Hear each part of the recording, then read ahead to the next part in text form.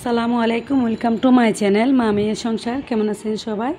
আশা করছি আল্লাহর রহমতে আপনারা সবাই অনেক বেশি ভালো আছেন। আমিও আপনাদের দোয়ায় অনেক বেশি ভালো আছি।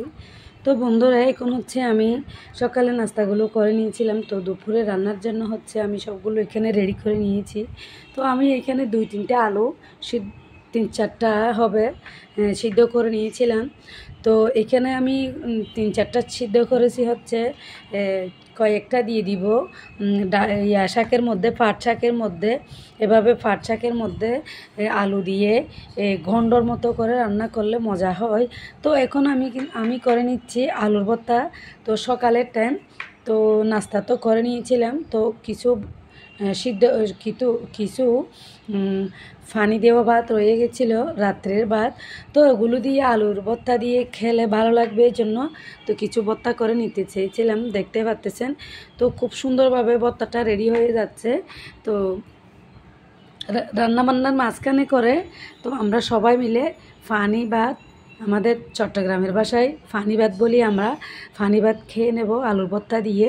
তো একদম গোল গোল করে আলুর চপগুলি বানিয়ে নিব। এখানে শুধু 2-3টা আলুর ভর্তা বানিয়ে নিব, কারণ এগুলো সকালে ভাতের মধ্যে খাওয়ার জন্য। তো সকালের ভাত, বাসি ভাতগুলো তো পানি দিয়ে রাখলে ফানি ভাত বলা যায়। আমরা চট্টগ্রামের ভাষায় এগুলোকে ফানি ভাতই বলি, জানি না আপনারা কী বলেন।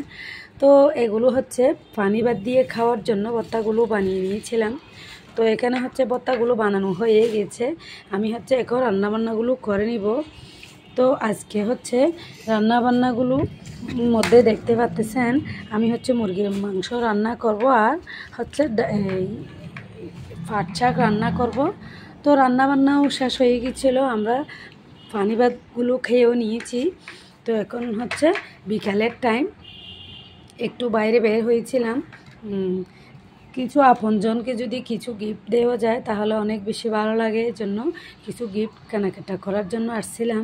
তো দেখতে পাচ্ছেন এটা হচ্ছে পুরুষ মানুষের কাপড় চোপড়ের দোকান। তো এখান থেকে আমি কিছু কেনাকাটা করে নিয়েছি। কেনাকাটা শেষে এখন হচ্ছে আমরা চলে যাচ্ছি। এটা হচ্ছে চট্টগ্রামের লালদিঘির ফাড়ের মধ্যেই হাঁটতেছিলাম। তো এগুলো একটু আপনাদেরকে শেয়ার করার জন্য কিছু কিছু অংশ শ্যুট করে নিয়েছি। ইনশাল্লাহ একদিন আর অন্য একটা ভিডিওর মধ্যে এই চট্টগ্রামের ঐতিহ্য লালদিঘিটা আপনাদেরকে শেয়ার করব। তো বন্ধুরা, ভিডিওটা শেষ পর্যন্ত দেখতে থাকেন, ইনশাআল্লাহ অনেক বেশি ভালো লাগবে। দেখতে দেখতে যদি ভিডিওর কোনো অংশ একটু হলেও আপনাদের ভালো লাগে থাকে, বন্ধুরা লাইক দিবেন, কমেন্টস করবেন, সাবস্ক্রাইব করে চ্যানেলের পাশেই থাকবেন। তো আপনাদের সাথে কথা বলতে বলতে দেখতে পাচ্ছেন এখানে আমি যেগুলো কেনাকাটা করেছি এগুলো বাসার মধ্যে নিয়ে আসছি। দেখতে পাচ্ছেন কি কেনাকাটা করেছি, সবগুলো আপনাদেরকে একটু শেয়ার করতেছি, দেখতেই থাকেন বন্ধুরা। আমার এই কেনাকাটা আপনজনের কাপড়গুলো কেমন হয়েছে একটু আমাকে কমেন্ট বক্সে জানাবেন, ভালো লাগবে। তো দেখতে দেখতে আমার এখানে হচ্ছে একদম সন্ধ্যা হয়ে গিয়েছিল। তো বাসার মধ্যে এসে কিছু নাস্তা রেডি করতেছিলাম। তো নাস্তাগুলো হচ্ছে প্যানকেক। তো এরকম প্যানকেক আপনারা বাসার মধ্যে রেডি করতে পারবেন। প্যানকেকগুলো একদম সহজভাবে করা যায়, এখানে কোনো কিছু দেওয়া লাগে না, শুধু ডিম আর ময়দা হলেই চলে।